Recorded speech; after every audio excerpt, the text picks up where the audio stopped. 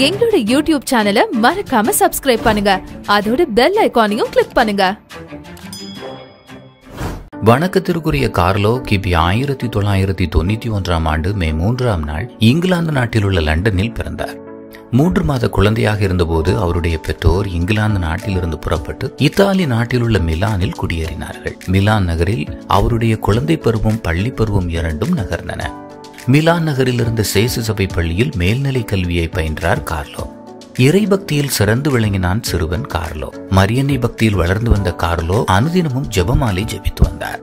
7 வயதில் திவ்ய நற்கருணை பெற்றார். திவ்ய நற்கருணை பெற்ற நாள் முதல் அனுதினமும் தவறாமல் திருப்பலியில் கலந்து கொள்வார். வாரந்தோறும் தவறாமல் ஒப்புரவு அருள் சாதனம் செய்து ஞாயிறு திருப்பலியை பங்கெடுப்பதை இடைவிடாமல் கடைபிடித்து வந்தான் சிறுவன் கார்லோ. பள்ளி பருவத்திலேயே பக்குவமும் பண்பும் பக்தியும் அன்பும் கருணையும் நிறைந்த குழந்தையாக வளர்ந்து வந்தார்.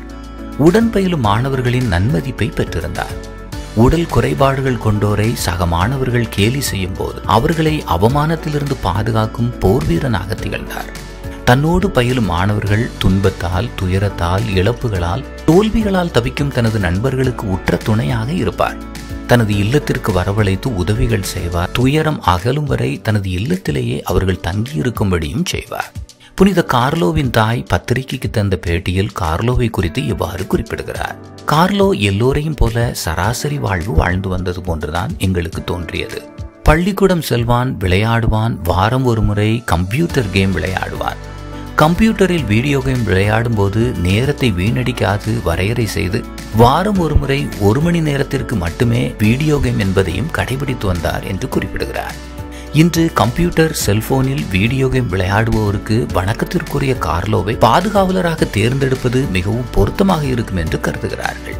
வணக்கத்திற்குரிய கார்லோவை போன்று நேரத்தை வீணடிக்காமல் வரையறை செய்து வன்முறையற்ற விளையாட்டுகளை தேர்ந்தெடுத்து அறிவை பெருக்கும் விளையாட்டுகளை விளையாடுவது ஆக்கப்பூர்வமாக இருக்கும் என்பதற்கு வணக்கத்திற்குரிய கார்லோ முன்னுதாரணமாக திகழ்கிறார்.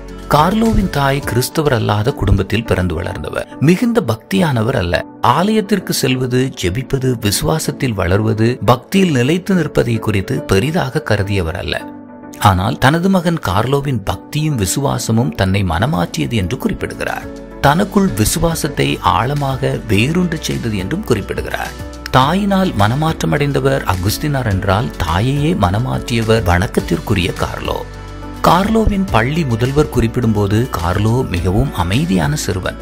அவருடைய பெற்றோர்களும் நன்னடத்தை கொண்டவர்கள். அவருடைய தந்தை சமூகத்தில் நட்சத்திர அந்தஸ்தோடு விளங்கியவர். வசதியும் புகழும் நிறைந்த குடும்பம். ஆனால் கார்லோவிடமோ அவருடைய பெற்றோரிடமோ தலைக்கணம் சிறிதும் எட்டி பார்த்ததில்லை.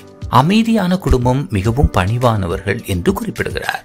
இன்று பள்ளிகளில் மாணவர்கள் ஆசிரியர்களுக்கு கீழ்ப்படிய மறுக்கிறார்கள்.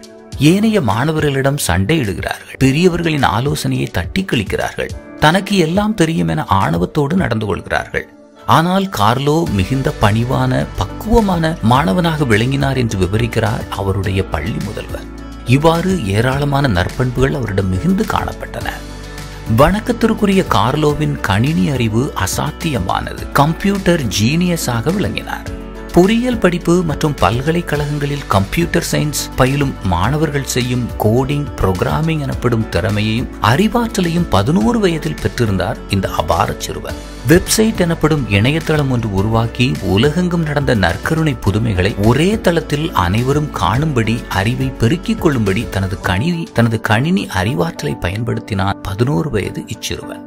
திருச்சபையால் அங்கீகரிக்கப்பட்ட 136 நற்கருணை புதுமைகள் 7ஆம் நூற்றாண்டு முதல் லான்சியானா துவங்கி பல்வேறு காலகட்டங்களில் வெவ்வேறு நாடுகளில் நடந்துள்ளன. அவை அனைத்தையும் ஒன்று திரட்டி, வரிசைப்படுத்தி, தலைப்பிட்டு, பட்டியலிட்டு ஒரே தளத்திற்குள் கொண்டு வந்து சேர்த்தான் இந்த அற்புத சிறுவன். ஒட்டுமொத்த திருச்சபையும் திரும்பி பார்க்க வைத்தான் இந்த அசாத்திய சிறுவன். நற்கருணை புதுமை நடந்த 136 இடங்களுக்கும் தனது பெற்றோரின் உதவியோடு திருப்பயணம் மேற்கொண்டார். ஏறக்குறைய 2.5 வருடங்கள் இந்த பயணங்கள் நடந்தது.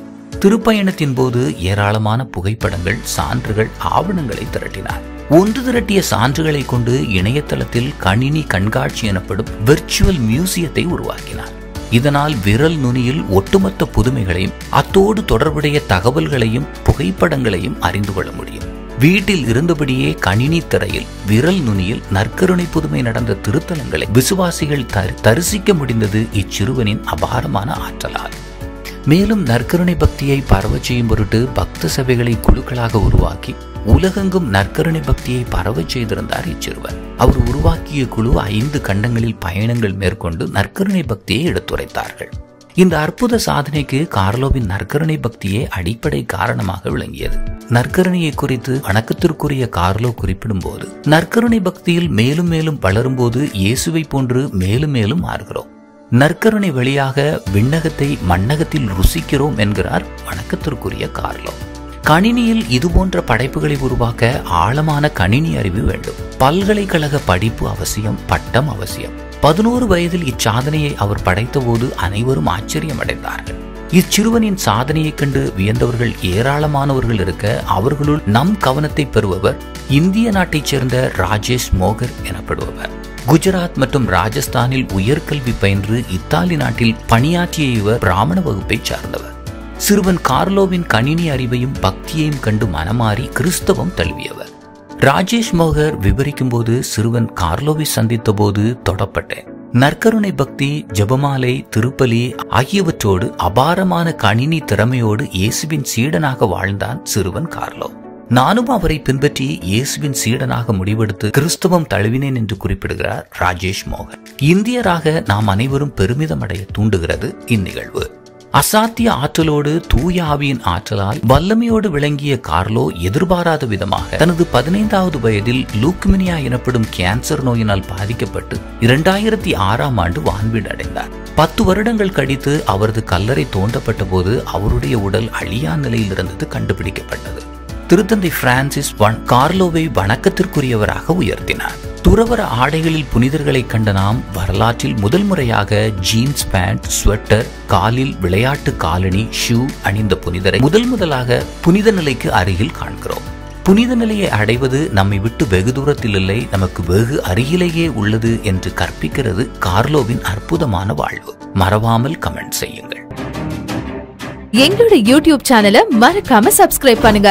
அதோட பெல் ஐகானையும் கிளிக் பண்ணுங்க.